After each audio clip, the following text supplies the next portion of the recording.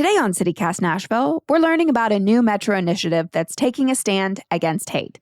In response to the history of and recent rise in hate group activity in and around our city, the Metro Human Relations Commission has launched a new initiative called Humans Over Hate, including a series of No Hate on My Plate dinners designed to help us better understand our neighbors. Joining us to tell us all about it is the Executive Director of Metro Human Relations, Reverend Davey Tucker. He'll also preview some of the local events we're looking forward to this upcoming MLK Day weekend and share what he's learned over a lifetime of working to identify and combat discrimination and hatred of all kinds here in Nashville. It's Tuesday, January 14th. I'm your host, Marie Cecil Anderson, and this is what Nashville's talking about.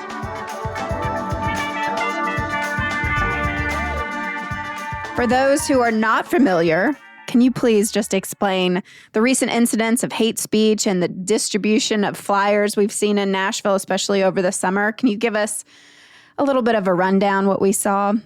There has been a rise of hate-related incidences in our city and our state for quite some time, to include, as you said, the pamphlets that have been passed out in various neighborhoods in Nashville, to various militia-type groups showing up in Nashville to march, even one such group that actually attempted to take over a Metro Council meeting. I think that even in our political discourse, particularly when we began talking about issues such as immigration and other subjects that involve religious ideologies being applied to people's everyday lives. Often the genesis of that, I believe and contend, are from a hateful place. And hateful political discourse is one of the hardest things to unravel. Just folks think that they're really making sense when they're saying the ignorant, dumb, uneducated things that we try to mask as social policy, but it's nothing but hate. Are these incidents qualified as hate crimes? No, they're not. They are not. Okay. The federal government, primarily, and the state to a lesser degree, have outlined what creates a criminal hate incident. The state has similar laws, but these are not the bread and butter every day that impact folks' lives. It's those acts of hate that often do not rise to the level of criminality that impact people's daily lives. And you are the director of the Metro Human Relations Department, where you're tasked with educating the community about discrimination, bias, and hate. And in full disclosure, I have to mention that our executive producer, Whitney, sits on your overseeing commission. So how has your department responded to our recent incidents of hate speech? And what is the new Humans Over Hate initiative that you've launched? The Humans Over Hate is our attempt at a collective response to this rise of hate-related activity. The tagline is all kind, all kinds. Mm. And what we're seeking to do is to educate, make aware, create spaces for conversation and reflection, and hopefully on some level, through this awareness, make an impact on these occurrences that we believe if we don't do something, as past human history would seem to suggest, it becomes normative. And once it becomes normative, over time it becomes right, and it becomes harder to question and challenge. Mm-hmm.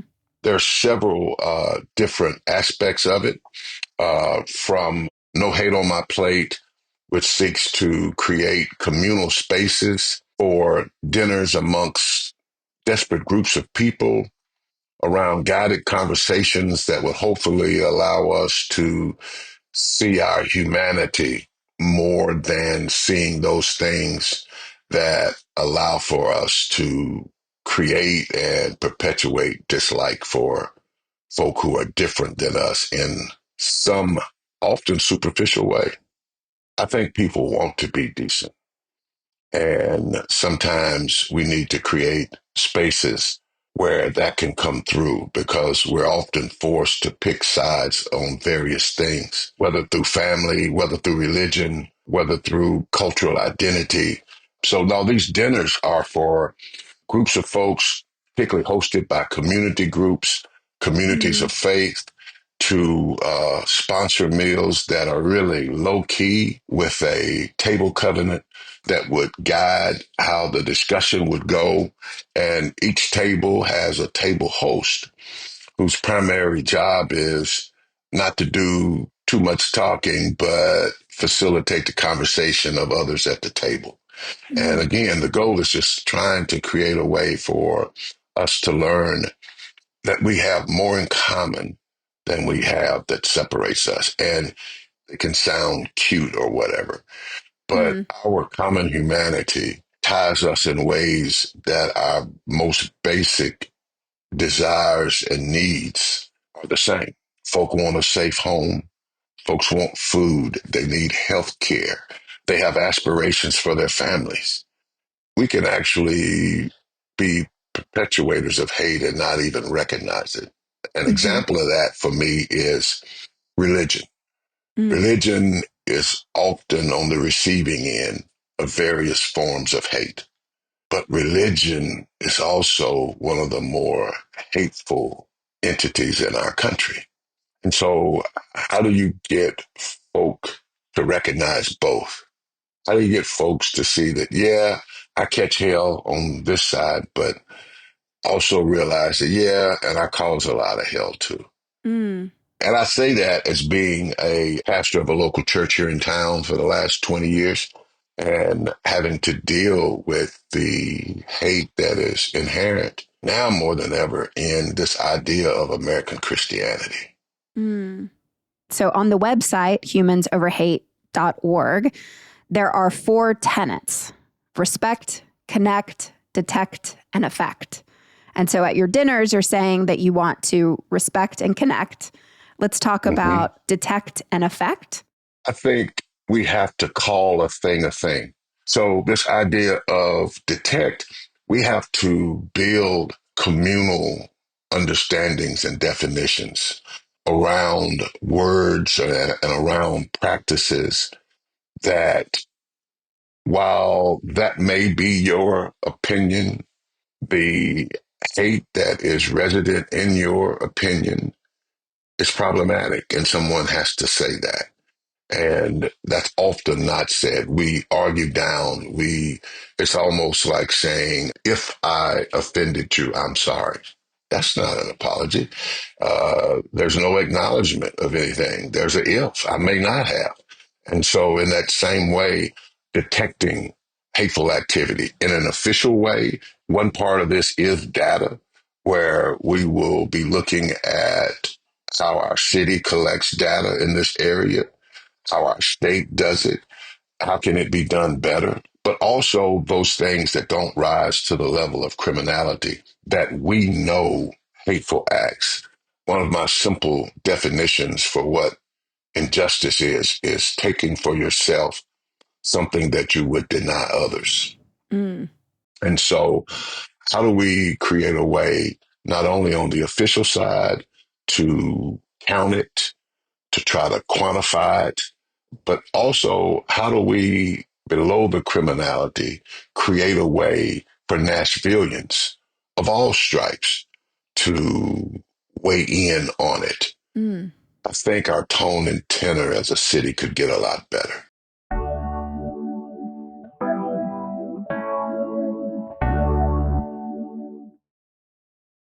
If people witness an act of hate in our city, what can they do?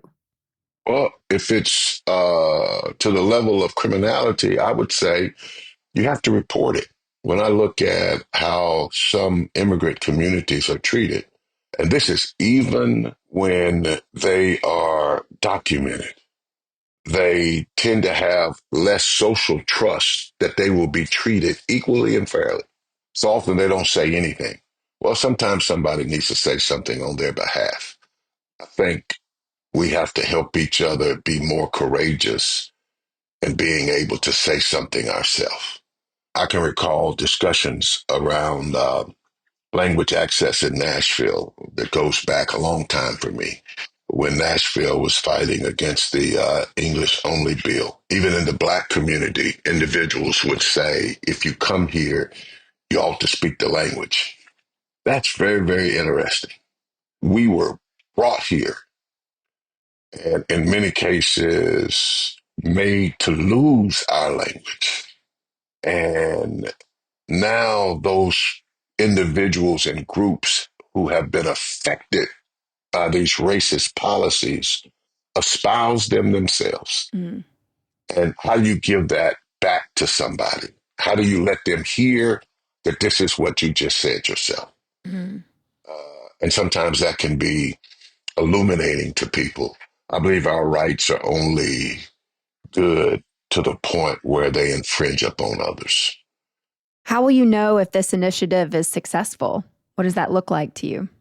Well, one way is when I start seeing the logo everywhere and I hear people talking about it. The Tennessean ran an editorial from the president at American Baptist College who had read something about it and felt inspired at that point to immediately write this op-ed. And that's encouraging when organizations begin to not only be a part of this initiative, but see how we all can play a part in what we tolerate around us. Because we've been raised to some degree that amongst our tribes, we can tolerate stuff that even we don't participate in. When it becomes part of our policy making apparatus, part of our economic apparatus, which is always hard, there's a automatic tension Mm-hmm. between Music City and certain aspects of what a no hate campaign would look like. Mm. I'm trying to be careful here with my language. I know that I'm one who has been known to be in some controversial situations in the past, of which I would hope that the issue that I was advocating for is larger than the controversy. Mm-hmm. But I think by not calling out some things, I mean, I would hope at some point Nashville would see that as we look at tourism being such a large part of the economic machine here, that hate is not welcome here. Mm-hmm. What does that look like? What does that sound like? As Music City USA, that pointing outward to the country that hate is not good for business in Nashville. Again, that's a hard question of what it looks like. We're excited. I think that if we can get greater ongoing discussion around no hate on my plate, a hate dashboard that would allow people to register complaints or incidences that would at least allow us to maybe try to set a baseline, recognizing when I have participated in being hateful Mm. and when others are also. So again, I probably didn't answer that with the specificity that you want, but we made the decision to go ahead on and begin this several months ago. And I've always said since then, since the election was not even a consideration for us in this. It was already present. It was already rampant. I can recall listening to council members in policy debate say some really racist shit in public, and nobody says anything. That's amazing to me. We have to call it what it is. But hate is hate. Well, I want to talk about MLK weekend coming up. And I know that MHRC is involved in a lot of the planning there, as well as the Interdenominational Ministers Fellowship, where you're also the president. Can you Past, tell us? immediate past president. Past president. Immediate past president. Yes, I Okay. no longer have that mantle. It is now the Bishop Aaron Marble, Oh, wonderful. the pastor of the Jefferson Street Baptist Church. He is the new president. Mm. And every year, Nashville's MLK observance culminates with the march and convocation at TSU.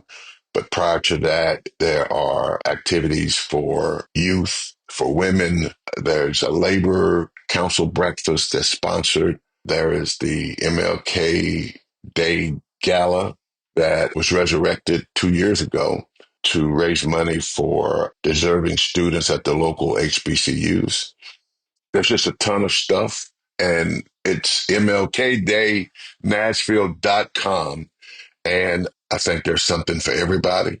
One of the things that the IMF seeks to do is to remember Martin Luther King, not in a sanitized way, but to, first of all, as he has written, that before he was a Nobel Prize winner, before he received his doctoral degree, before all of the accolades, he was a Black Baptist preacher. And so for us, that's a connection we think should not be lost. MLK Day has been often substituted as days of service, where groups of folks go pick up trash or plant trees or paint buildings. While those things are nice, that is not a legitimate representation of the life of Reverend Dr. Martin Luther King. And to go pick up trash, paint a building, plant trees on MLK Day is kind of tantamount to what Santa Claus did to Jesus as it relates to Christmas. Well, I want to go back and talk about earlier you mentioned good trouble in your past. Mm-hmm. So I want to end on what's the biggest lesson you've learned over your years of organizing against hate here in Nashville that you would like to pass along to our listeners. When people attempt to do what they think is the noble, virtuous thing, they receive pushback, sometimes aggressive pushback. They respond like they're alarmed that they've been threatened or their family has been threatened. When you're challenging the status quo, there's always consequences. I have a saying, kicking my ass don't change my mind. So I think our commitment to doing right can't be tied to the level of resistance that we receive when we do that. You can get hit in the mouth a couple times and you'll start to understand it's not such a life-ending event as it looked like before you first got hit in the mouth. Doesn't mean it doesn't hurt. Doesn't mean that you won't taste blood in your mouth, but you have to be committed to something. So that's one of the things I've learned is getting my ass whooped don't change my mind. I will continue to show up. I think that's a great way to end it. Nashville, we got to show up. Thank you, Davey, for joining us. Thank you for the invitation.